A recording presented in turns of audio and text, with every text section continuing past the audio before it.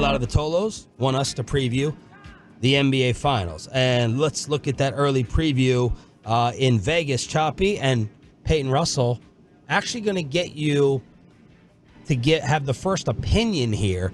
Choppy will tell us what Vegas is thinking. You get the first opinion since you were dead right about Vegas being wrong about the West Finals. How are we looking, Chop? Well, the Mavs are I would say a sizable underdog in Vegas. I was able to place a little bit of a wager on them. For the series and for Game 1 already. The series price is quite simple. Celtics minus 220.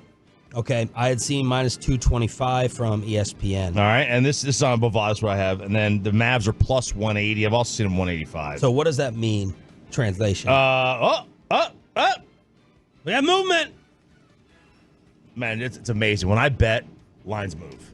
Okay. You move lines? I move lines. I'm like Billy. I'm the Billy Walters of the fan. Other people at the fan used to move lines too in a different way. Yeah, they did. Now the Celtics are minus 210. The Mavs are plus 175. So the sharp money, the early money already coming in on the Mavericks. Ooh. Okay? Now, that's for the overall series. So what does that mean? It means if you want to bet the Celtics to win, you have to bet $210 to win 100. I just had to look this up with you saying it. And in fact, I found an article from exactly 13 years ago today. What do you think the odds were? How big a favorite do you think the Heat were in 2011 over the Mavericks heading into that series? Big time. Huge. Minus 180. So the Celtics right now are a bigger favorite than the Heat were heading into that 2011 series. This is Jason Kidd. By the way, minus 200 is about a 66% implied odds. So the Celtics have about a 66% chance of winning, according to Vegas. Here's Jay Kidd.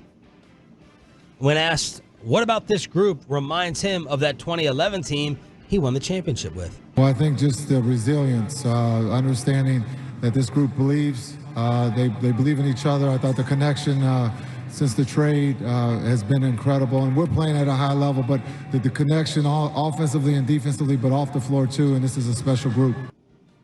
So that's Jason Kidd, who becomes the third coach to play and coach the same team that he played for and coached to an NBA Finals alongside Pat Riley and Bill Russell. And Jay Kidd now joins that group. All right, let's start previewing. Give us your keys to the series at 877-881-1053. And Peyton Russell, you get to respond first to Vegas having the Massholes as that type of favorite because you were dead on with Minnesota being incorrectly favored. Yeah, this is the first series this postseason for the Mavericks that I agree with Vegas and giving the other team the favorite. Now, I think 210, 215, 220, whatever it is now, it's way too high, I think. I think this needs to be more, because like you saw, the Timberwolves were minus 150, I think. I think that's about the line it needs to be. I really do believe in the Celtics that they haven't been tested so far. It's the East. It's the East. They would have been tested more with New York. I don't think they've been tested enough. I think it needs to be a little closer than that. Give the Mavs their credit. Yeah, it's the Celtics. These two teams played 3 times. The Celtics did pretty good against one the Mavs. Post trade. They beat them. They beat them after the Gafford trade. Yeah, they beat them by 119 to 110 or something like that. It wasn't that close. It was that close at the final score, but it was now, not. The season series is 2-0. I got all this from TNT last night, not 3 games. Well, did they play one in the in-season? Did they not play an in-season? I don't know. Are we counting those? Boston won the season series 2-0. They last played on March 1st. Luka, in the 2 matchups, averaged 35, 15, and 12. Tatum, 35, 9, and 4. So that was the 2-0 series recap, at least from TNT last night. But you said a while back that you think the Mavs should be favored. I do think that for one reason. First of all, and yes, they did play post-trade. The Mavericks, for one, have been and were tremendous down the stretch in the regular season. They're clearly a different team today than they were the last time these two teams played. But the Mavs do have, I believe, the 2 best players in the series. I don't take Kyrie over Tatum. I mean, we'll do the series rankings next week. Yeah, I would. But that's not the reason. Boston, to me, is the Wichita State of the NBA playoffs. They played a mid-major playoff schedule to get here. They played a Heat team without Jimmy Butler. They They missed having to play Milwaukee because Giannis was out. They played a Cavs team that didn't even dress Donovan Mitchell for the final 2 games, and the Celtics were up 2-1, and that series. I mean, the Celtics lost game 2 when they were like a 15-point favorite. It was the largest swing between point spread and final score in playoff history. And they played an Indy team that, first of all, never should have beat the Knicks. Never should have beat Milwaukee. Never should have been there. They never should have done that. Indiana was a good basketball team. Okay, they're the 6th seed, right? They never should have been there. They never should have been in the Eastern Finals. They were, to their credit. Now, look, can you say the Mavericks had to, they lucked out by missing Denver? Absolutely. Yeah. Absolutely. I don't think we're here today raising a banner for the West Finals in 5 games against Denver. I don't think so at all. Now, they may still win the series. I don't think it would have happened in 5 games. Yeah. The Mavs, meanwhile, went through a team loaded with Hall of Famers, and then the 1 seed, and then a team that just unseeded the champs. Like, to me, like, it's not Boston has played down to the level of their competition. The Ringer said that the best players for the East, number 2, 3, 4, 6, and 8 seeds, finished the season injured. Yeah. And the Celtics took advantage. Again, the best players for the conferences, 2nd best, 3rd, 4th, 6th, and 8th best teams. Yeah. Now, are the Celtics like an overall? Like, would you trade rosters if you're the Mavericks with the Celtics? I mean, like, yeah, okay, you probably would trade rosters. Like, they're probably 1 through 15. Well, they're loaded. A more complete basketball team. I don't think anybody's disagreeing with that. They have not been tested. They have not had to play a top flight player for a 7-game series in this playoffs. And they have 2 types of pressure. Number 1, they're past. There is a cloud hanging over their heads. Hang over Tatum, for sure. And they're going to have the pressure of being the favorites in this series. The Boston Celtics are supposed to win the championship. Yeah, and we've seen, even though they largely handled each one of their series, so far in the playoffs, they're 12-2, or whatever the record is, pretty close to that, 12-2, 12-3, whatever it is. They will fall asleep at the switch a lot. Look at their home record in the playoffs over the last 35 games. It's basically 500. They're like they're like a really talented student who just isn't being challenged enough, almost. So they start screwing around at times and having trouble. Do you know any? Anyway, so the happy graduation Saturday. that sort of aspect exists with them for sure. But I mean, they are really, really good. I saw the note last night. This will be the first time since the 2018 finals where we get a matchup of each team has a player on the first team All-NBA team, because Tatum and Luka both made it. And so that's the first time we're going to get that in the finals in 6 years. And this is the Grant Williams Bowl.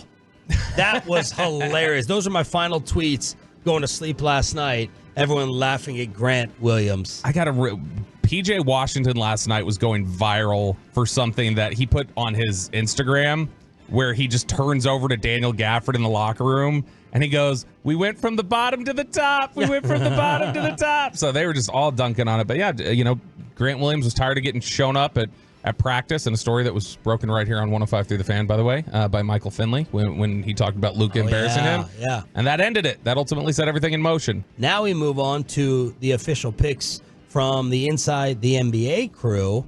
I'm trying to think. Ernie Johnson at the end with the sign-off goes, "We had a blast." And Charles goes, "Did you say this is our last?" And Ernie's like, "No, we have one more year." Yeah, one more year. Oh, okay. And Luca's like, "We got to find a way to keep you all together," as Luka went up there for the post-game interview. Here's Charles, who picked the Mavericks. Now, he guaranteed this was coming back to Dallas for Game 6, and Minnesota would kick their ass. But he did pick the Mavericks at the beginning of the series. He didn't change his series pick. He was just kind of going game by game. Does Charles want to bring it home with the Mavericks winning the title? I still like the Celtics. Without Porzingis. Without Porzingis, I still like the Celtics. Stan Van Gundy and Reggie said something really important. They got 4 guys that can guard Luka and Kyrie. And Luka and Kyrie can't guard those guys on the other end, in my opinion. So I like the Celtics. I think it's going to be a hell of a series, but I like the Celtics. He wasn't that strong with it, though. I could see him changing his mind again. And then finally, Kenny also picked the Celtics. But the big fella, seeing Luka in person while sitting next to Queen Latifah at the AAC, Shaquille O'Neal representing for the Metroplex. The Celtics do not have 3 or 4 guys that can guard Luka. I like Dallas in this series. I like the way they're playing. I think this is a little special for Kyrie, maybe a little special for Porzingis as he plays, because I know he played in Dallas, but I think I like Dallas in this series. You know, the Porzingis thing, first of all, nobody has anybody that can guard Luka. Right. Let's be fair. Yeah. There's not really a guy out there. I mean, you have people Did that we can... screw that up? Did we do a... I think I did a little bit. I definitely did. I said Wolves in 7. Talking about how good a team is defensively versus today's offensive players. It doesn't matter if you're the number 1 defense. It doesn't matter if you have Jaden McDaniels. It doesn't matter if you have Ant Edwards. You cannot, Bassick says this all the time, we all know it, you cannot stop an elite offensive superstar. No, it's why that's why I don't want any team in the NFL to build their team around defense. Like, sooner or later, you're gonna get worked. We especially now this in basketball today, it's so one-on-one. In the college game, you could build it around defense. There's so much more ball movement, and you blanket guys. There's ways you could do it in the college game. In the NBA game, it's set up to make it an isolation one-on-one game. It's very difficult to stop guys one-on-one. The Porzingis factor is the interesting one because, I mean, yeah, if he had been here and he never had that calf injury and he had been here all along the entire postseason, I think my pick would probably be Boston. I have no idea what they're going to get from him. Working him back into the fray with Horford is a very difficult thing to do.